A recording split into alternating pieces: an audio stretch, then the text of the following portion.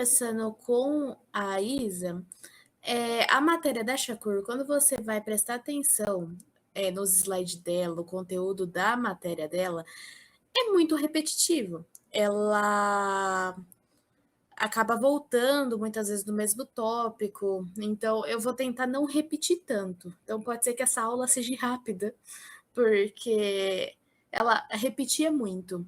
Então, vamos lá. Não é difícil. Vai ter uma parte, inclusive, que a Isa vai adorar, porque vai falar da história do Brasil. Eu vou amar mesmo. Eu vou ficar quieta, ainda bem que eu tô mutada, desculpa.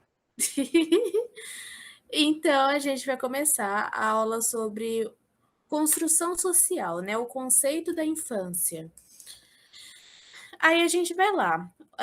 Da onde veio o conceito infância, né? A gente volta lá para o século XIX, onde a criança ela era um objeto de estudo nas ciências humanas e sociais, mas ainda não era um problema para uma investigação científica. Esses autores que ela cita, que talvez ela cite na prova também, eles falam, né, que a história da infância e as questões da aprendizagem humana elas já estavam relacionadas conceitual e socialmente.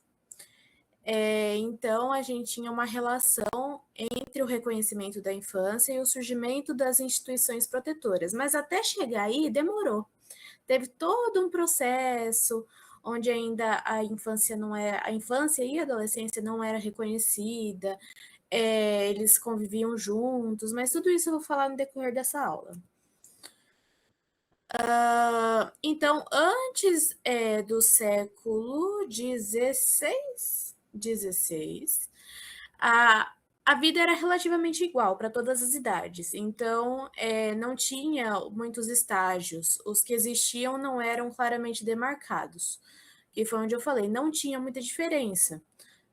As crianças eram tratadas como mini-adultos, então, quando elas tinham condição física, apesar de muito novinhas, elas já participavam de trabalho, atividade da comunidade, então elas eram inseridas nesse mundo adulto muito cedo.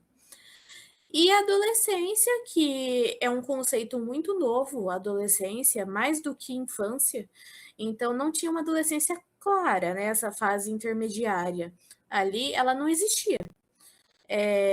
A pessoa, ela passava da infância para adulto num piscar de olhos, não havia adolescência. Adolescência é um termo que a gente tem hoje, faz muito pouco tempo que começou-se a falar de adolescência. Na Idade Média, antes da escolarização, as crianças e os adultos, como eu mencionei anteriormente, eles conviviam juntos em todos os ambientes. Então, era dentro de casa, convivia todo mundo junto, no trabalho, nas festas. Então, elas participavam dos mesmos assuntos, das mesmas atividades. Tudo que os adultos faziam, as crianças estavam ali no meio e participavam também. Então, não tinha a separação de atividade por idade. A criança, ela era inserida nesse mundo de supetão. Ela participava e era algo normal. A infância, ela não era vista como uma fase especial da vida, porque ela não existia. E como eu falei, de novo, repetindo, a Maisa não tá conseguindo entrar? E agora?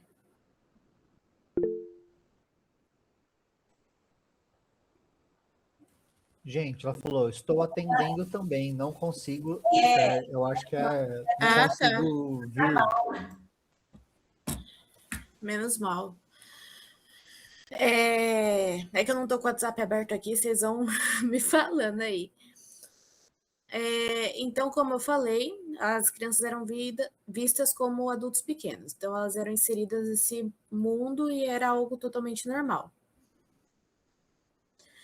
O conceito da infância nos séculos 19 e 20 veio a partir das ideias de Descartes, que ele veio falar da mente e do corpo, do dualismo. Então, o corpo ele funcionava como algo físico, biológico para ele.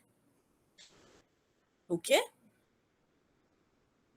O Descartes, ele é da mesma galera dos iluministas e dos positivistas, do homem no centro de tudo. Ai, vamos revolucionar tudo. Isso. Obrigada, Isa. Pode interromper, viu, gente? Não precisa ficar falando no chat, não. Adoro quando vocês me interrompem. Porque eu não me sinto sozinha.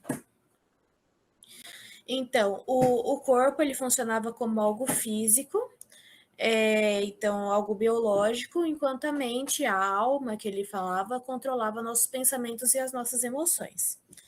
Então, a nossa alma, que era a nossa mente, ele falava que era responsável por guiar o nosso corpo, né? Nosso corpo, ele era controlado através dos pensamentos e das emoções, então ele controlava a nossa parte física. A forma de pensar valorizou as explicações mais racionais e científicas sobre o ser humano, essa forma mais dualista de pensar. Então, com essa afirmação, esse pensamento de Descartes, a infância ela começou a ser mais estudada e entendida como uma fase importante do desenvolvimento.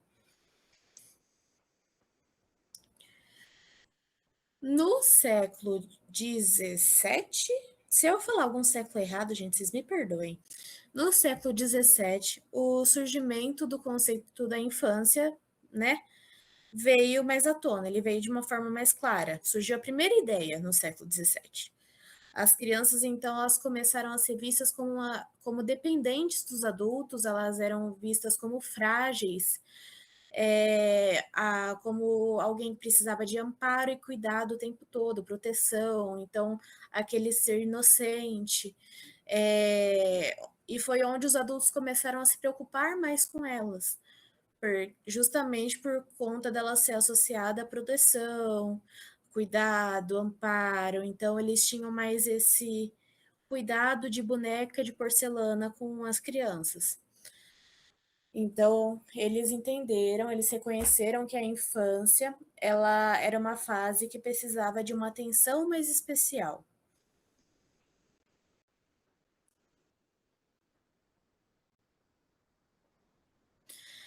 E aí tem essa frase que eu não vou opinar, eu só vou ler. Se vocês quiserem tecer opiniões em relação a essa frase, eu vou deixar aberto.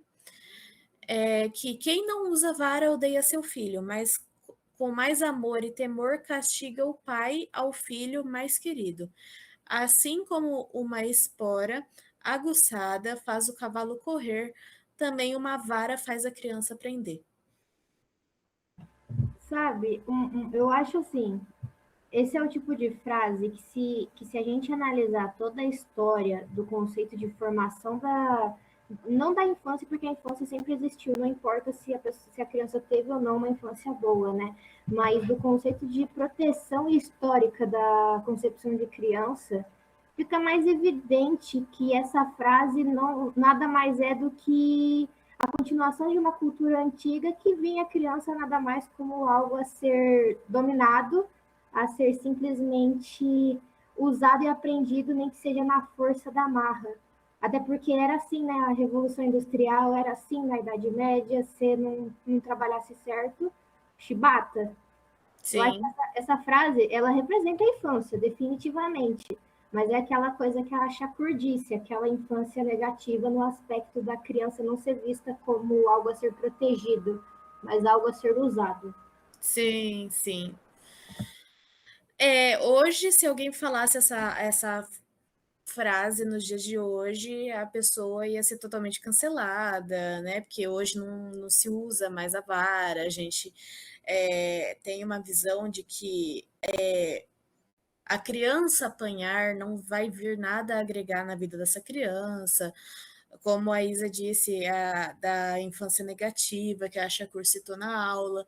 Então, enfim, se essa é uma frase antiga já, mas que no slide da Shakur, quando a gente olha, ela enfatizou bem essa frase porque era como se pensava antigamente.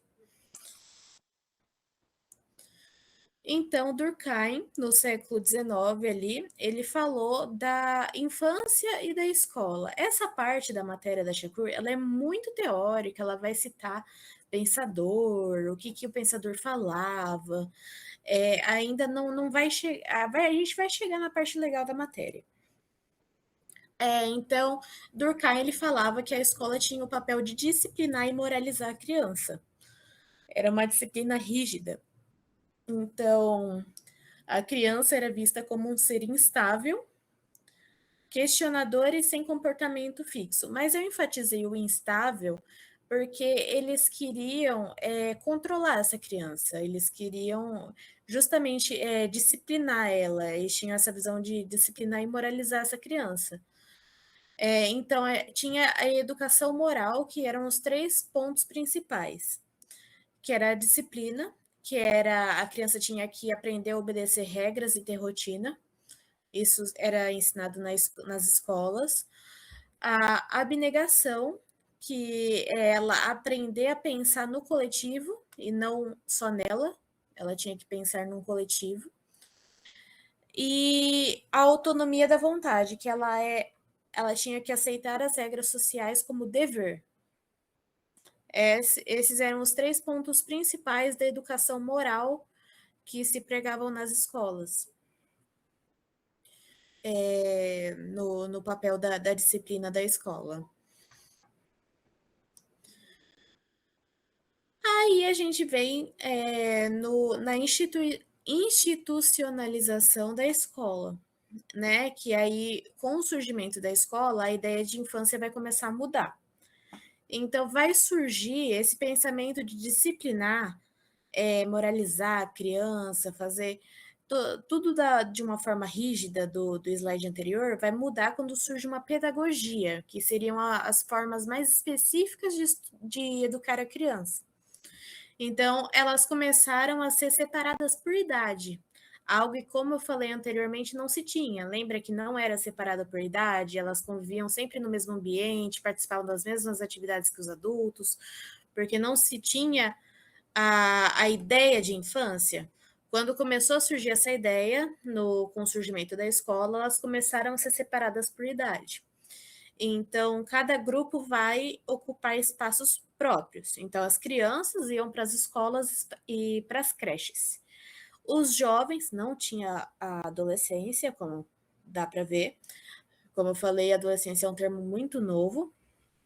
Então, tinha as crianças que iam para as escolas e para as creches, os jovens que iam para a formação e para o trabalho, os adultos que iam para o trabalho e os idosos que ficavam mais para outros espaços, como os asilos.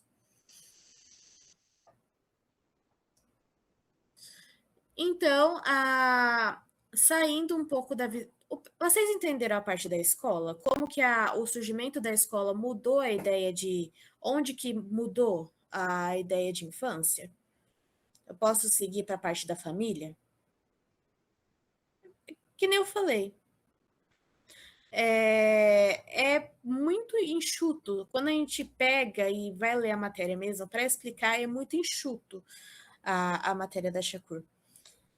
Então, saindo da escola, vamos para a família, né? E a formação do indivíduo.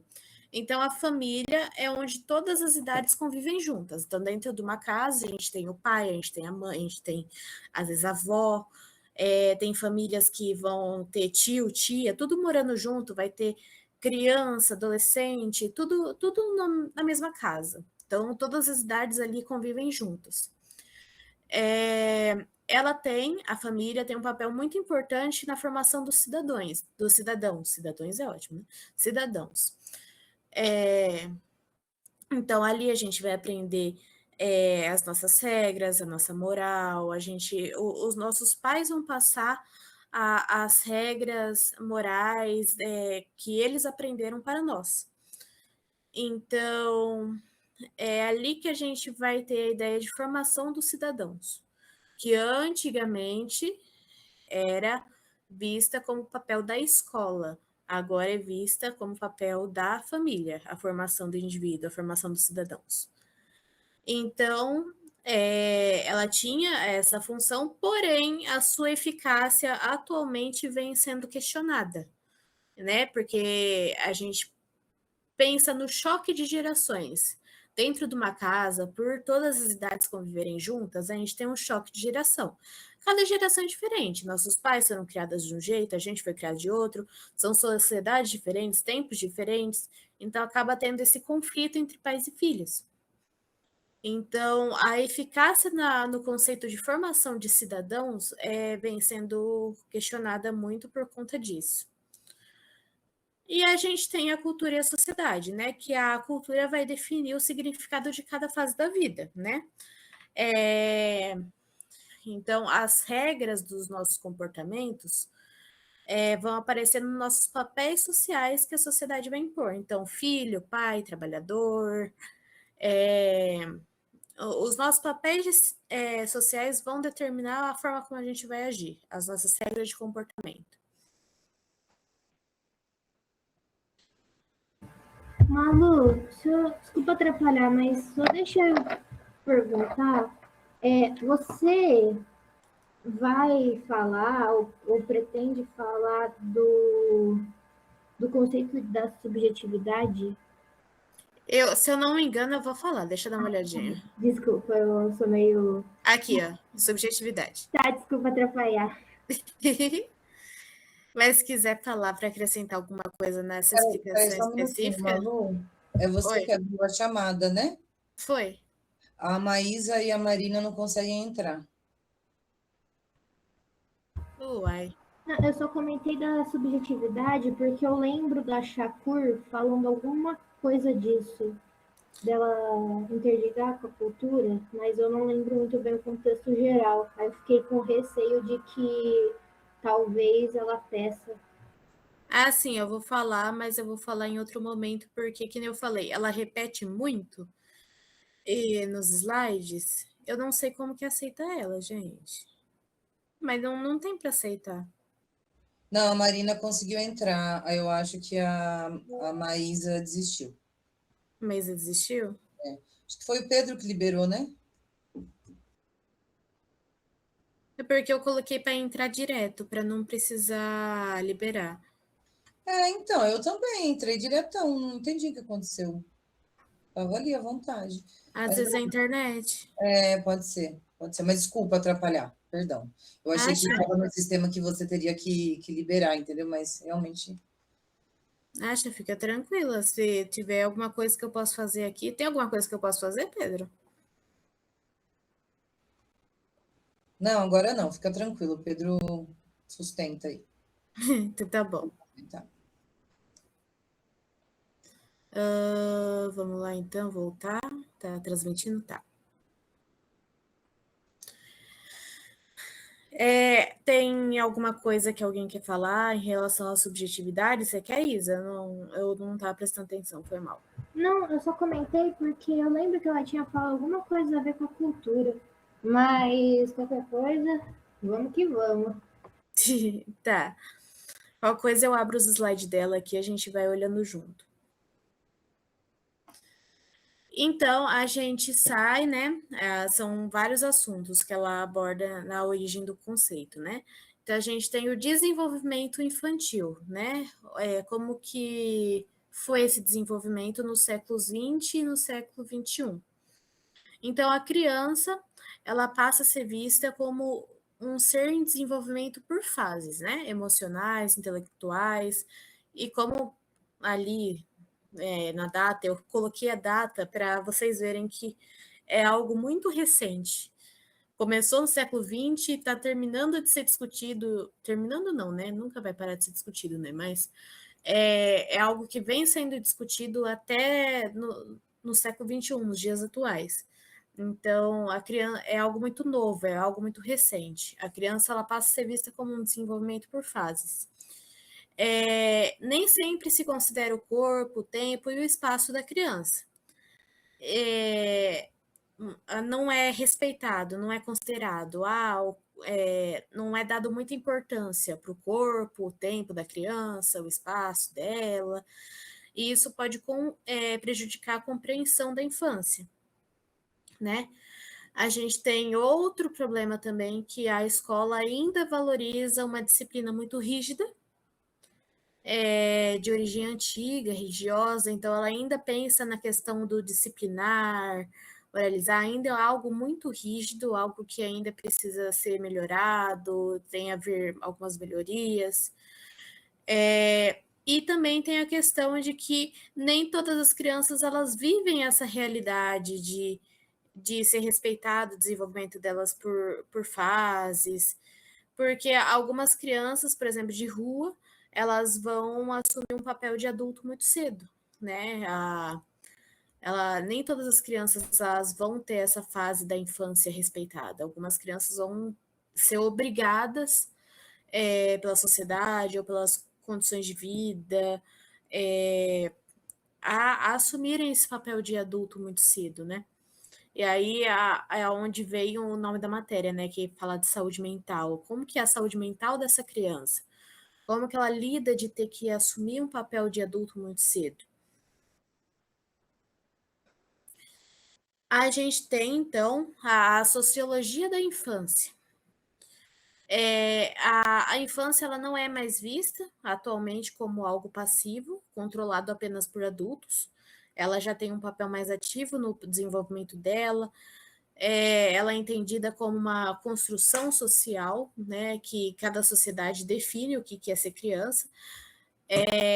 Eu falo que eu gosto de falar que assim, você pega a criança aqui no Brasil e uma criança no Emirado, na Arábia lá, vai ser conceitos diferentes. Eles vão entender o infância de formas diferentes. Tem países que ainda tem essa questão de a menina menstruou pela primeira vez, ela já está pronta para casar. Então, ali na faixa etária que a menina menstrua, uns 12 anos, então ela já está pronta para assumir o papel de mulher casada. Tem países que ainda seguem. Então, cada sociedade, cada cultura ali vai definir o que é ser criança. A gente tem essa visão de que a criança não é algo mais passivo, a gente tem a ideia de respeitar as fases de desenvolvimento, mas ainda tem países, tem sociedades que não enxergam ainda dessa forma. A criança, a gente fala que ela tem uma cultura própria, né? Que ela tem que ser estudada considerando as suas próprias características. Então, cada criança vai ter o seu jeitinho, ela vai ter opinião, ela vai ter voz, ela vai ter ali, que eu coloquei que é importante ouvir e dar voz às crianças, porque as crianças, antigamente, muitas vezes elas foram silenciadas, elas não eram reconhecidas como um ser ativo, como é hoje, né? Então é muito importante ouvir as crianças, dar voz a elas, dar oportunidade para elas serem ativas nas atividades de criança. Então, surge essa nova visão da criança, né? Que ela é um ser completo. Ela é um ser biológico, é um ser psicológico, é um ser social. Ela não é apenas alguém que recebe os ensinamentos dos adultos, ela também tem muito a ensinar a gente, ela tem muito a agregar na vida do outro também. Então, como eu falei, ela é um agente ativo, que pensa, interpreta, dá sentido ao mundo. Eu não estou conseguindo enxergar aqui. Assim fica melhor para mim. Então, a gente tem que tomar um cuidado muito importante, porque na visão antiga, e que ainda tem algumas pessoas que pensam assim, que se reduz a infância só ao biológico e não ao social dela, né? E a infância é uma junção dos dois. Então, ela como eu falei, é um ser completo, é um ser biológico, um ser psicológico e um ser social. Não dá para reduzir a infância somente a algo biológico. Aí a gente vai entrar no papel da sociedade. Então, a gente vai falar das influências, do papel, da subjetividade, que a Isa comentou. Então, vamos começar com as influências. Aqui eu tentei o máximo possível colocar menos quantidade de texto, porém eu acho que ia ficar faltando informação. então não ia ficar tão explicativo. Então eu tentei destacar por cores para melhorar a visualização. Eu acho que deu para dar uma melhorada na questão do texto. Mas não tinha como colocar menos texto que isso, viu, gente? Eu até tentei, quebrei a cabeça, mas é o que a gente tem para hoje. Então, as influências, né? Pensando na infância, sociedade e educação. A gente tem que pensar, né, que diferentes contextos históricos, políticos e culturais vão mudar a forma de ver a criança e o adolescente. Então, como eu comentei da cultura, né? Uma criança aqui no Brasil, uma criança em uma cultura que não enxerga a infância como um desenvolvimento por fases, vai mudar a forma de ver a criança e o adolescente. A gente enxerga a criança de uma forma, lá eles vão enxergar de outra forma. Essas mudanças de contexto histórico, político, essas mudanças de visões afetam, essas mudanças da forma de ver a criança vão afetar tanto a visão social quanto o desenvolvimento interno deles. A educação na família, né? Como que vai influenciar essa infância? Ao educar, os pais, eles consideram, né? Eles atualmente, eles prezam pelos valores, pela cultura, pelas regras sociais. Então, é algo que eles consideram atualmente. Se alguém quiser agregar alguma coisa, por favor, eu agradeceria. Em relação à educação na família e educação na escola, né? Que eu coloquei aqui, mas é para diferenciar, né? Tanto na família, tanto na escola, eles vão considerar e transmitir os valores. Então, tá ali, educação na escola. O professor, ele não transmite só o conteúdo, mas também ele vai transmitir os valores, ele vai transmitir comportamento e ele vai transmitir forma de pensar e agir. E a gente tem que pensar que a escola tem uma grande influência também, ela tem uma influência muito forte, algumas vezes, dependendo do contexto dessa criança, a escola tem mais influência sobre essa criança do que a própria família, porque a criança passa 70% do dia dela dentro da escola. Vamos pensar na criança que estuda de forma integral, passa a manhã e a tarde dela dentro da escola. Então, ali ela vai absorver os valores, os comportamentos, as formas de pensar e agir, vai ser tudo ali dentro.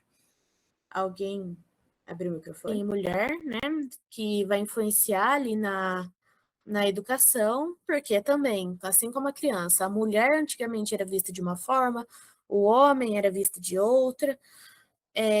Então, como essa visão também veio mudando muito no decorrer dos tempos, então vai influenciar, de certa forma, a educação atualmente. As meninas, hoje em dia, elas são ensinadas de uma forma diferente como eram ensinadas antigamente. Então, essa mudança nos papéis do homem e da mulher, elas vão influenciar bastante a educação dessas crianças.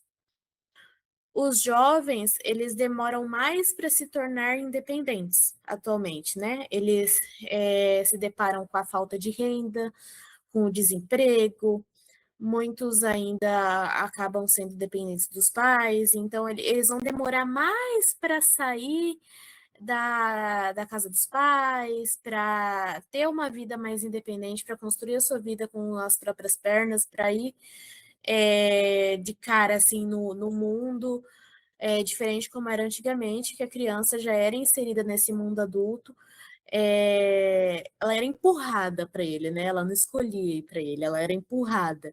Hoje em dia, os jovens eles vão demorar mais para se tornar independentes.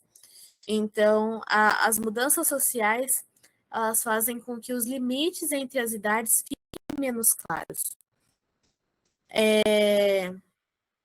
Então, a gente tem o comparativo entre antes e agora. Então, as mudanças nessa socialização, para a gente relembrar e dar uma concluída nesse assunto.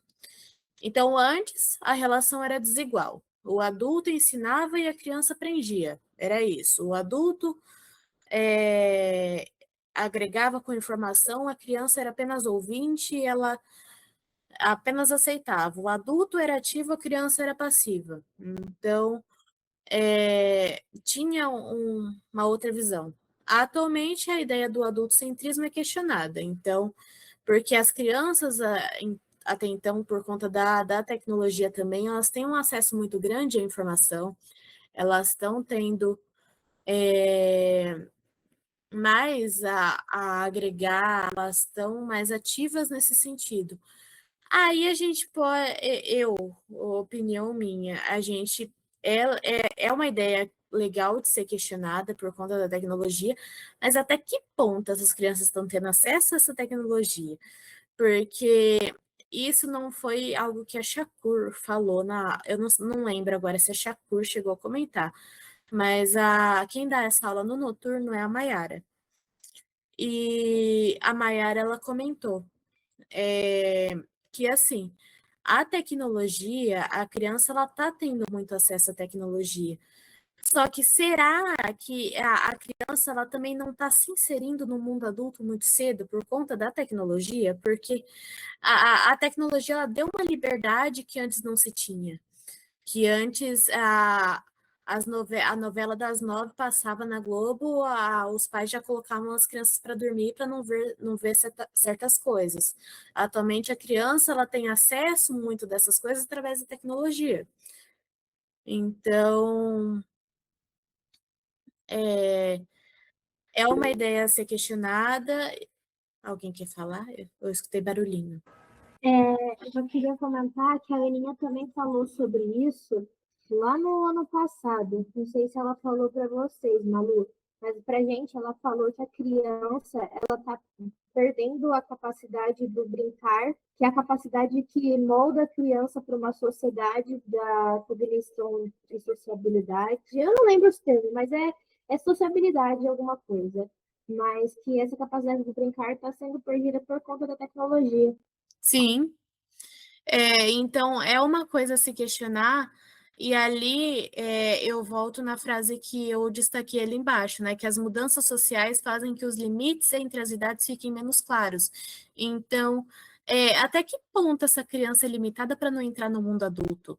Até que ponto que tamanha é essa liberdade que a criança está tendo nessa tecnologia? Há quanto tempo essa criança está passando nessa tecnologia que está perdendo a capacidade de brincar, porque a gente sabe que durante o desenvolvimento da criança, a criança ela aprende muito brincando. O brincar é essencial. No brincar, ela trabalha a imaginação, no brincar, ela trabalha a velocidade de processamento, no brincar, ela trabalha muitas funções cognitivas, ela evolui de forma social, no brincar, ela pode aplicar os papéis sociais que ela presencia na sociedade. O brincar é essencial. Então, até que ponto a tecnologia está sendo está agregando na vida dessas crianças? Enfim, foi uma crítica social, e eu coloquei a mais aqui. Vai que a Shakur coloca lá, faça uma crítica social, eu já vou escrever umas 15 linhas já. Aí, então, a gente vai falar um pouco sobre a criança e adolescente ser ativo. Então, a gente tem que lembrar que a criança, ela interage, a criança e o adolescente, ela interage, a criança e o adolescente, ela questiona, a criança e o adolescente negocia. E eu vou dar uma experiência pessoal, que eu ri muito quando eu trabalhava com criança. Criança tem um poder de negociação muito forte, né? As crianças hoje em dia, elas negociam, mas negocia fervorosamente. Eu lembro que eu estava conversando com uma criança de 8 anos, e ela virou para mim, tia, baixa Roblox aí no seu celular para me jogar. E eu falei que eu não tinha espaço para deixar ela jogar. Aí falou assim, mas é só apagar algumas fotos, tia, apaga aí.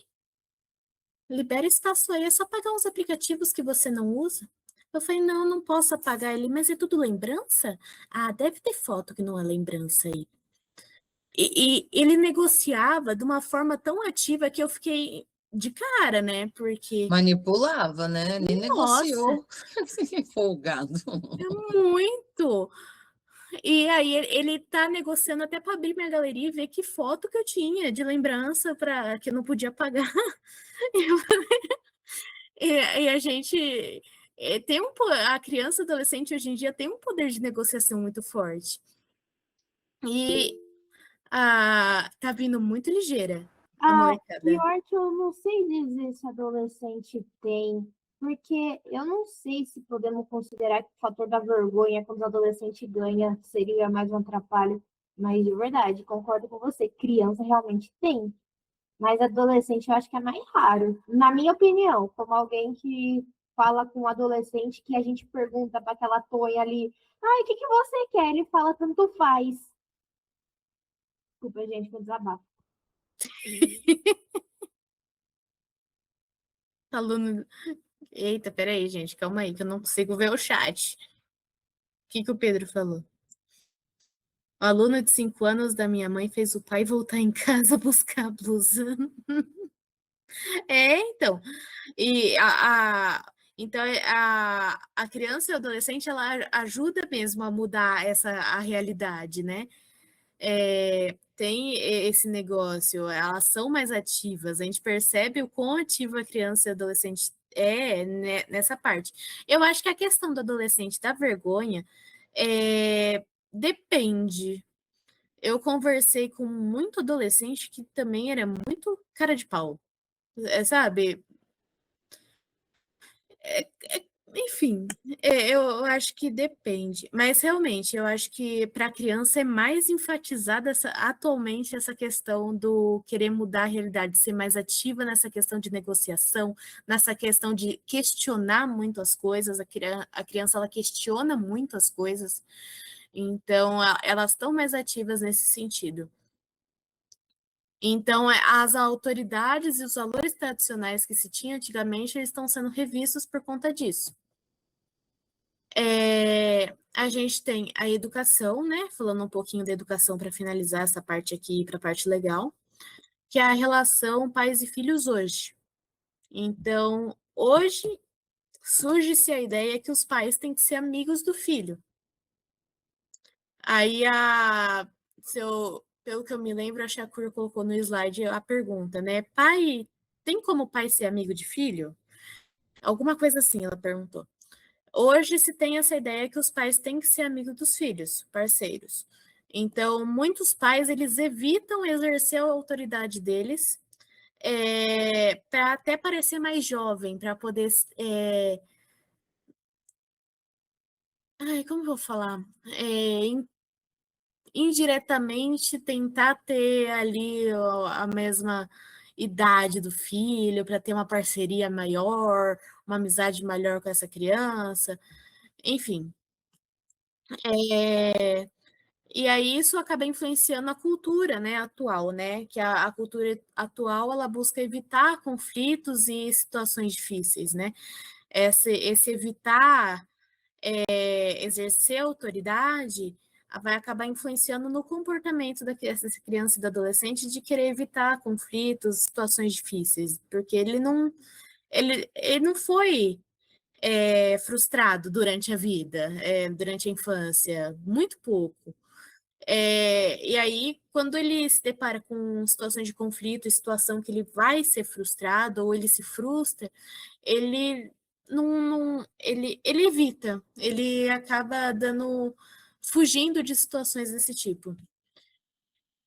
E a gente tem que o certo e o errado dá lugar, né, às relações baseadas mais na amizade, em relação a pais e filhos hoje.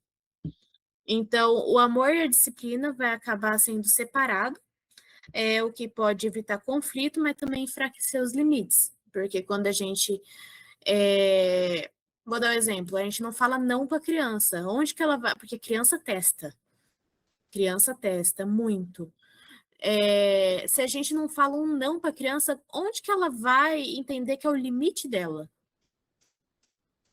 Porque ela vai testando até onde ela pode ir. Se o adulto, os pais não exercerem essa autoridade que eles têm de falar um não para a criança, até onde que essa criança vai entender que ela pode ir? Então, é legal ideia de querer ser mais parceiro do filho, né? Não ser tão autoritário, mas pode evitar conflito, né, entre pais e filhos, como a gente viu que antigamente se tinha, né, por várias faixas etárias morando dentro de uma mesma casa, mas também enfraquece muitos limites. E agora a gente chega na parte legal. Eu posso dar uma curiosidade? Pode, por Por favor. favor. Durante o regime colonial de Dom Pedro II, ele criou uma lei, eu não vou lembrar o nome da lei, mas era asilo para meninos e meninas desprovidos. Era de uma lei do decreto de 1880 e pouco. Essa lei falava que basicamente era dever da coroa imperial garantir asilos para que essas crianças pudessem ficar até que elas conseguissem uma casa melhor com juízes de paz, que na verdade eram responsáveis, que eles entregavam para pessoas específicas. Era tipo um orfanato, uma casa de adoção, já naquela época. Só que a única diferença é que realmente o sistema ainda não era tão bom, isso, aquilo, mas já nessa época tinha segurança para as crianças. Só isso eu queria falar. Obrigada, Isa, nossa professora. Então, vamos começar a parte que a Isa adora. Já começamos bem com uma curiosidade. Então, vamos começar a falar ali no Brasil colonial. Então, a gente tem no contexto que muitas crianças, nessa época, elas vinham em navios, como órfãs, como pajens, ou com famílias. Quando a gente pensa ali me ajuda, Isa, professora de história. Fugiu a palavra. Brasil colônia, Brasil império, Não, quando a gente pensa nos navios que vinham da... negreiros. Isso mesmo, muito obrigada. Fugiu o nome. Aí, e muitas dessas crianças que vinham nesses navios, nessa época, elas sofriam muitos abusos, sofriam violência, elas participavam do trabalho forçado, né? E muitas até morriam na viagem por falta de condições. Pensa, vinha dentro do navio, aquele tanto de gente, todo mundo junto, amontoado, às vezes não tinha lugar para defecar, então defecava ali, então vinha junto com fezes, urina, e ficava todo mundo ali, jogadas no mar, os doentes e quem morria, isso mesmo. Então, era uma condição muito precária. Então, as crianças, elas vinham nessa condição, muitas vezes órfãs, então algumas vinham sozinhas, algumas vinham com família, mas algumas vinham sozinhas. Elas sofriam abusos, sofriam violência. Aí chegava aqui, elas eram forçadas a trabalhar, então era algo muito pesado nesse contexto no Brasil colonial. Aí a gente fala da influência dos jesuítas nessa fase aí da infância aí no Brasil colonial, né? Que eles focavam na catequização das crianças indígenas. Então, eles queriam, os portugueses, eles queriam impor a religião deles e queriam catequizar essas crianças indígenas, né? Porque elas eram consideradas fáceis de moldar. Então, elas eram vulneráveis. Eles falavam, essa vai ser facinho trazer para religião nossa. Tinha essa ideia de que elas eram fáceis de manipular, de moldar. Então, eles focavam em catequizar essas crianças. E já existia a diferença do tratamento, obviamente, entre crianças ricas e pobres.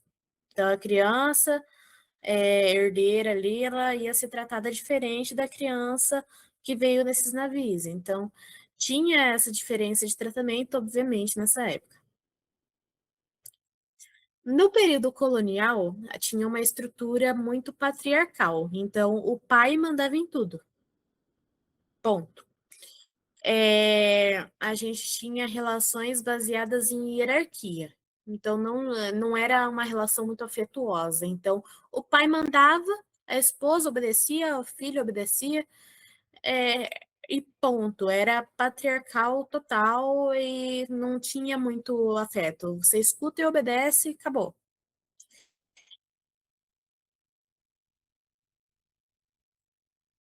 A gente tem nessa época também um contexto de abandono infantil.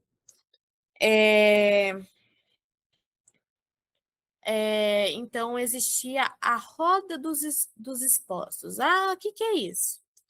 Era uma maneira de deixar bebê de uma forma anônima. Então, a gente tem dois termos para a gente gravar para a prova, né? Quando o assunto for roda dos expostos.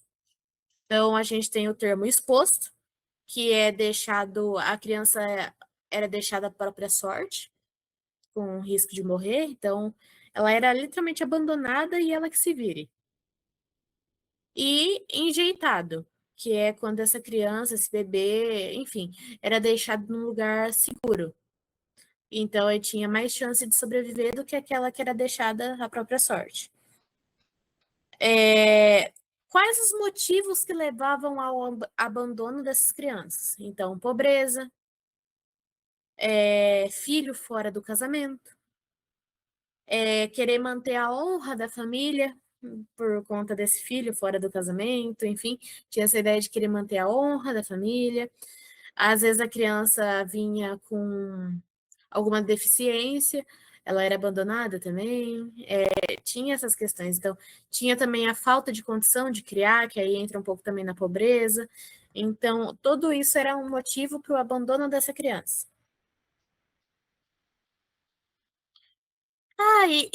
Tá, a criança foi abandonada ali, e qual que é o destino dessas crianças? O que acontece com elas? Então, as que não eram deixadas à própria sorte, né? Os enjeitados que eram levados a um lugar seguro, eles iam para amas de leite, quando se eles ainda se amamentavam, tudo, e depois eram levadas para amas secas. Então, se a criança já desmamou, era levada para ama seca. Aí, até mais ou menos com 7 anos, mais ou menos, aproximadamente, com 7 anos, essa criança já era inserida no mundo adulto. Então, já ia trabalhar, já começava a frequentar lugar que adulto frequentava, com 7 anos.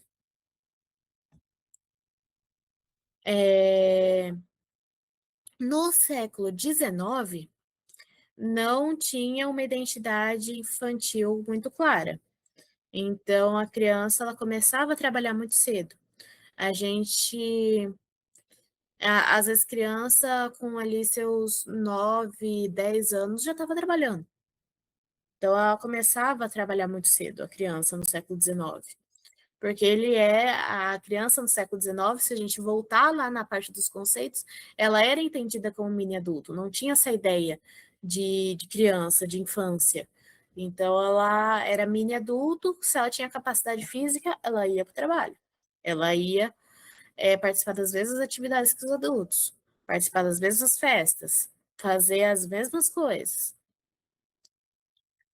Aí a gente entra na parte do Brasil imperial. Então, as crianças ricas tinham uma educação moral e escolar.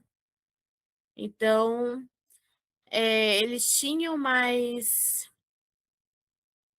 como fala? Mais estímulo, eles eram mais estimulados. E a gente tem que lembrar que hoje em dia a mudança de tratamento do homem e da mulher, né? Naquela época, meninos e meninas tinham educação diferente. Então, o menino, naquela época, ele tinha uma educação mais completa. A menina aprendia o básico. Tinha uma forma de educação diferente. E a gente tem as crianças escravizadas, que vinham, né? Que não tinham direito nenhum, não era estimulada de jeito nenhum, não tinham educação moral, muito menos ia para a escola. E que elas trabalhavam desde cedo. Então, 4, 5 anos, tendo capacidade física, vai para o trabalho. Vai para essa vida adulta já com 4 e 5 anos. Eu enfatizo a idade porque você pensa numa criança de 4, 5 anos indo para um trabalho forçado, é algo muito. Chega a ser aterrorizante, chega a ser uma coisa muito, pelo menos para mim, é algo muito assustador, sabe? Pensar que uma criança de 4 anos já era mandada para trabalho forçado nessa época. Aí a gente pensa na fase da República, ali de 89 até. Peraí, que eu não deixei chegando na data. Até 30, de 1989 até 1930, né? O crescimento das cidades cresceu muito rápido na época da República, só que muitas dessas famílias, as crianças não acompanharam, então esse crescimento acabou gerando muita pobreza urbana. Então a gente teve muita criança de rua, em situação de rua, que eram chamados de desvalidos. Então, dessas famílias que não conseguiram acompanhar, essas crianças que não conseguiram acompanhar esse crescimento das cidades. E a gente tem a criação de lei a partir do Estado em 1927, que é o Código de Menores. Que eu acho que ela não vai entrar muito nessa questão de lei, mas é bom saber que em 1927, por conta dessa situação, o Estado criou o Código de Menores. Nossa, é muito assustador a gente pensar que desde da República Oligárquica passou a espada só na primeira república que uma criança teve direito a algo nesse país. Sim. Eu acho que 1930 está mais perto da gente do que da própria da formação desse país. Eu acho assustador essas datas. Sim, eu também achei. Gente, eu olhava, quando eu estava montando slide, eu olhava a idade das crianças, eu olhava as datas, eu falava, gente, é muito assustador ver o quão recente essas coisas e o quão novas essas crianças eram expostas. Então, é assustador mesmo de saber essas informações e ver. Ainda bem que teve essa evolução, né? Para atualmente. Acabou. É isso, gente. Eu achei que tinha mais coisa. Acaba na República. E aí tem um quiz que eu fiz no notebook LM. Se vocês quiserem fazer. Simbora, simbora. Simbora? Simbora, então.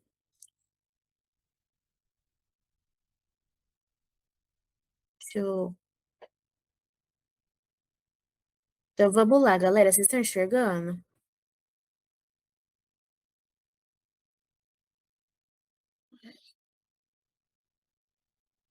Ai, o que eu fiz? Tá, vai ficar assim. Tá, vocês estão enxergando, então tá bom. Então vamos lá. Como as crianças eram predominantemente tratadas na Idade Média antes do século XVI? Então, como seres frágeis que necessitavam de proteção e isolamento do mundo adulto.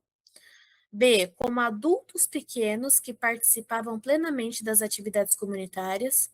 C, como indivíduos com cultura própria que deveriam ter voz ativa na sociedade.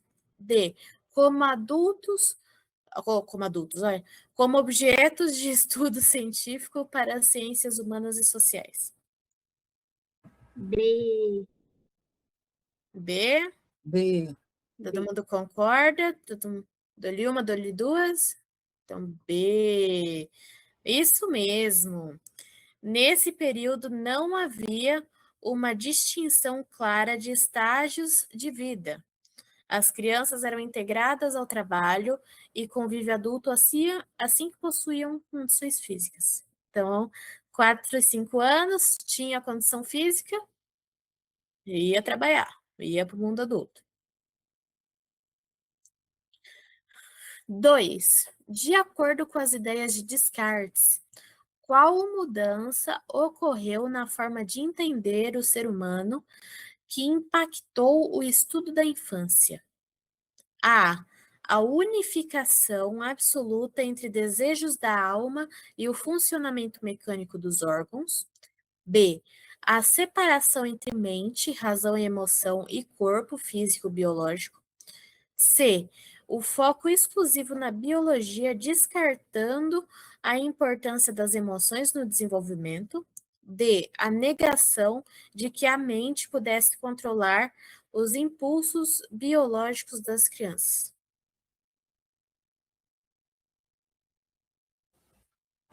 Peraí, B de bola. qual B que de é o bola. enunciado? De acordo com as ideias de Descartes, qual mudança ocorreu na forma de entender o ser humano que impactou o estudo da infância?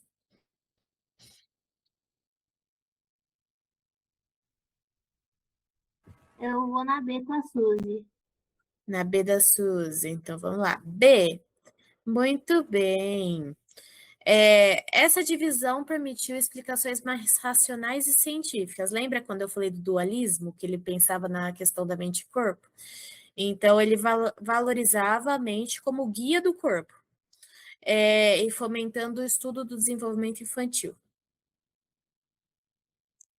Próxima.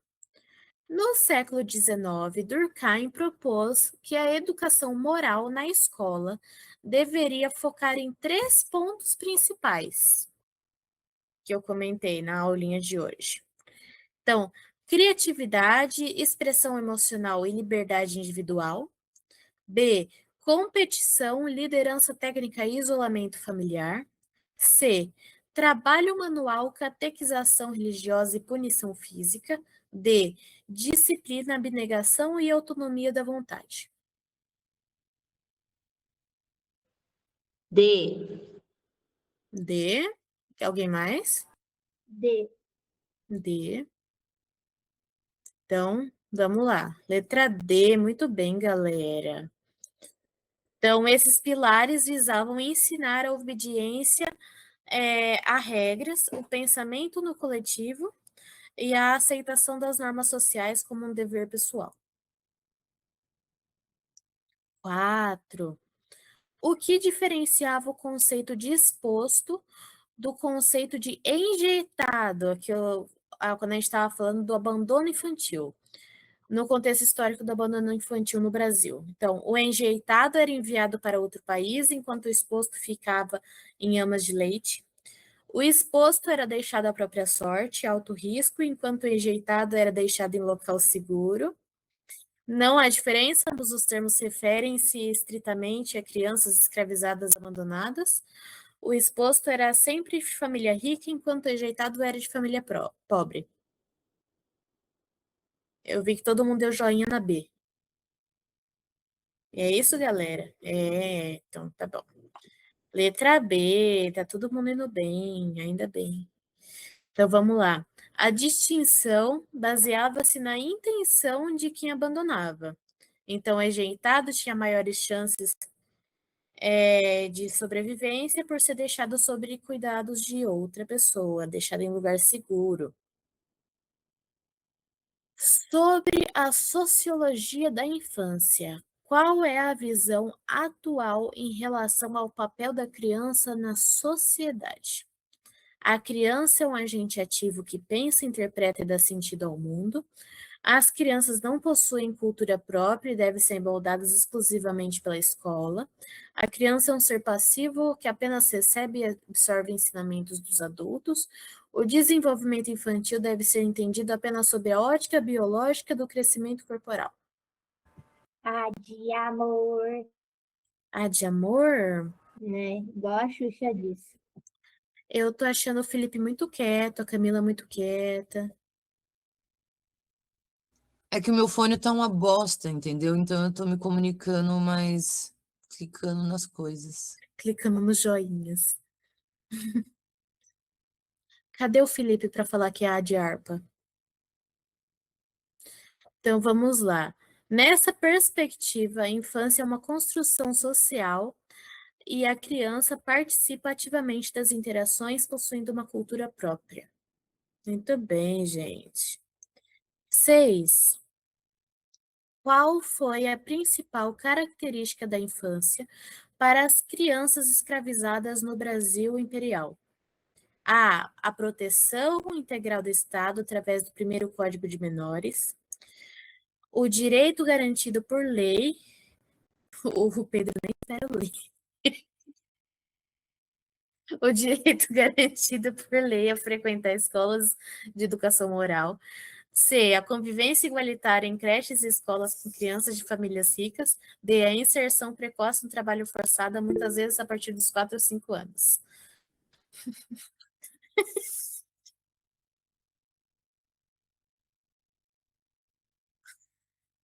Todo mundo vai na do Pedro?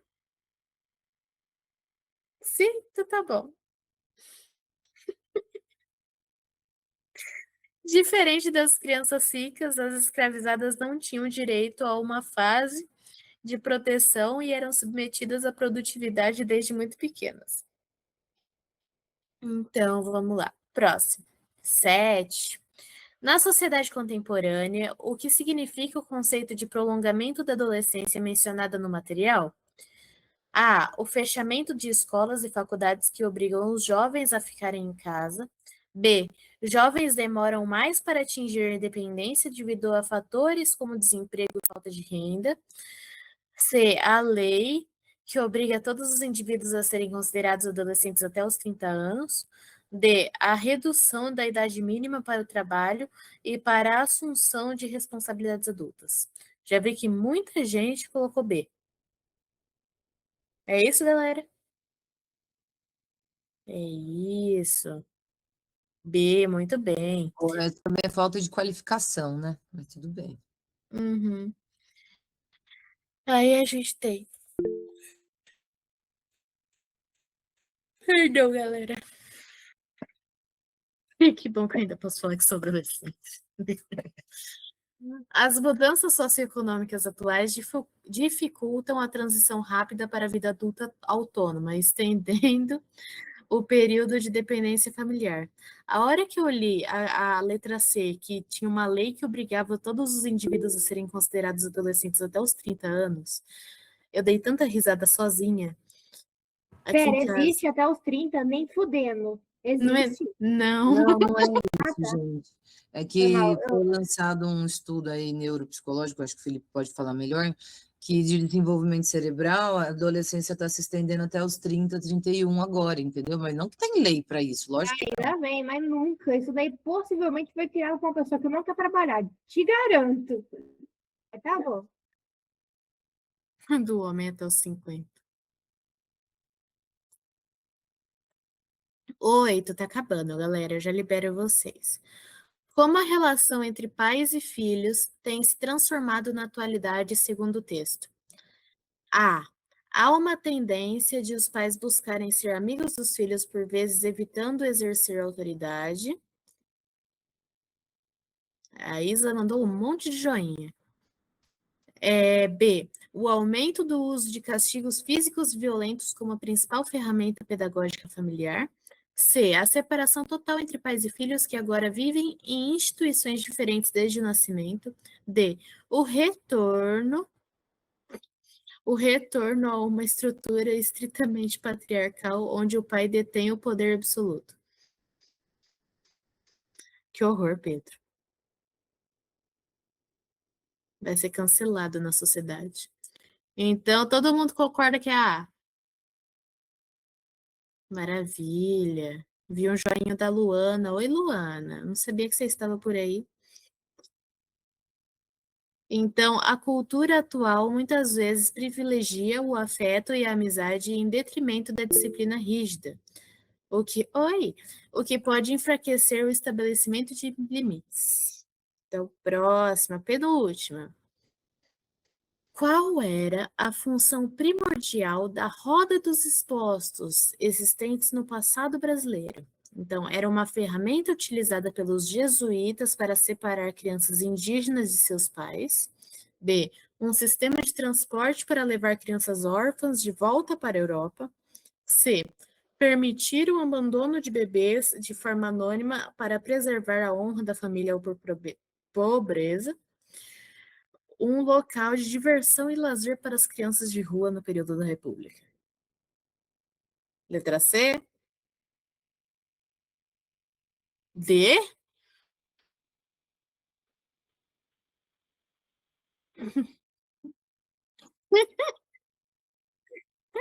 Muito lazer. Então vamos lá. Permitir o abandono de bebês de forma anônima para preservar a honra da família ou por pobreza. A roda era um mecanismo institucional para lidar com filhos tidos fora do casamento ou por famílias sem condições de sustento. A última para me liberar vocês e todo mundo ir dormir, comer, ter o intervalo hidráulico. Então vamos lá. Por que os jesuítas no Brasil colonial focavam seus esforços de catequização especificamente nas crianças indígenas para preparar, oh meu Deus, baixou cebolinha, para prepará-las exclusivamente para o trabalho pesado nas minas de ouro? B, porque adultos indígenas eram...